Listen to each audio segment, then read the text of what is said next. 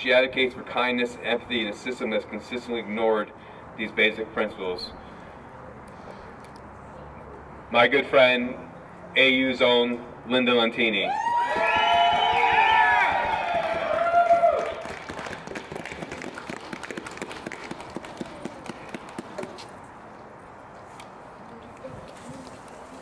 I asked Darren to do that on purpose because one of the things that he asked me for a bio, I said, a bio, really? And then one of the things that really bothers me is that my life was interrupted because of things that happened in my life, and so school wasn't a priority. Priority was making sure I was well. So a lot of times people get discriminated against, including myself, because I don't have the major degrees or their initials after my last name. The fact that I'm standing here today is more powerful than any of those initials after my last name, and for everyone else. I'm a big quotes person, so I tried to look up a bunch of quotes, but I don't want you to remember somebody else's quote, I want you to remember mine. My quote is, choice, it's about choice. We should all have our own choices, and they should be heard all the time. All of the changes that have been discussed are about forcing somebody else's choice on people like me. People who have never been forced to take medication against their will are suitable to decide if I should take medication against my will? I don't think so. As you've heard, outpatient commitment is about medication and forced medication, and that's it. It's not about choice or kindness. Choice is one of the gifts we get as an American citizen, but it seems to be only if you fit into that clique of society that views quote-unquote normal. Otherwise, you have to force to go over there so we can decide things for you, because you can't decide them for yourself. I can decide things for myself.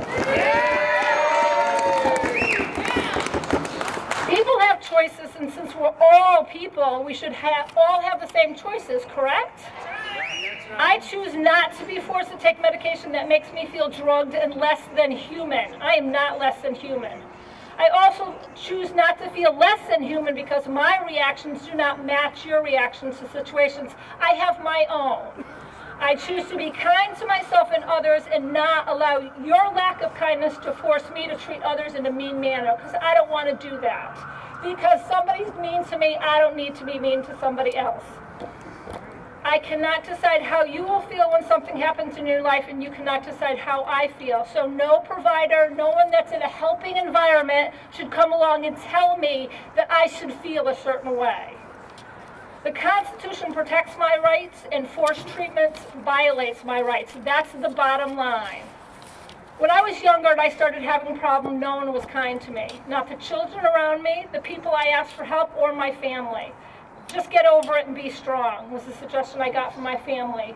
The people I went to for quote-unquote professional help asked for my insurance card and told me to take one of these as directed and see them in a month. Choice, kindness, other options, empathy, understanding were missing, and I lost myself with a quest for suicide or anything that would make me feel different than who I was, because I wasn't considered quote-unquote normal by society.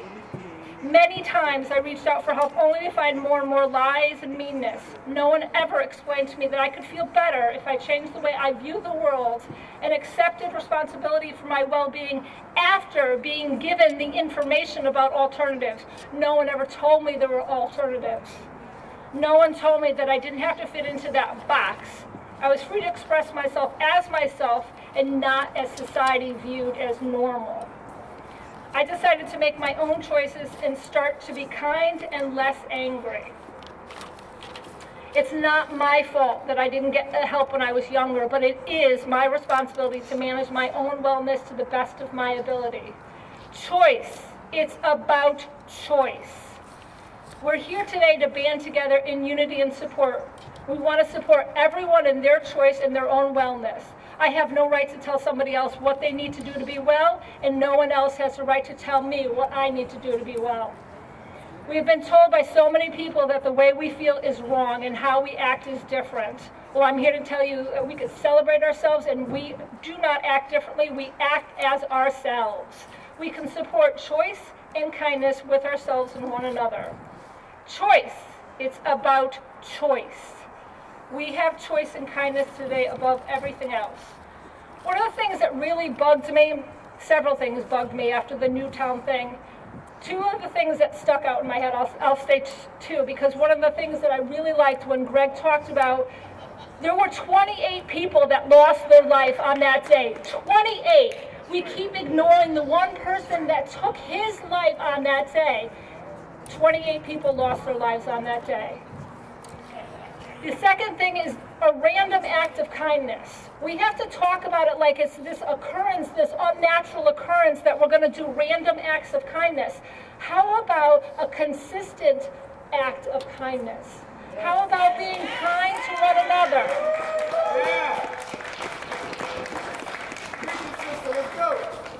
I want us to start a new movement. Let's be kind to one another all the time, instead of looking at it as an unusual event. The two things I want to leave you with is be kind to yourself. You deserve every wonderful thing that life has to offer you today, so please be kind to yourself. Do something for yourself, something warm this afternoon.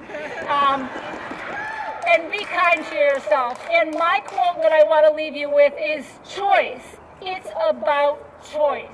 Thank you.